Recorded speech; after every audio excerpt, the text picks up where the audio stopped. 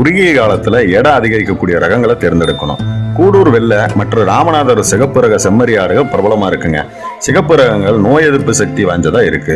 வட தமிழகத்துல அதிகமா வெள்ளை ரகங்கள் தான் வளர்க்கப்படுது. ஏன்னா வெள்ளை ரகங்கள் வேகமா வளருது.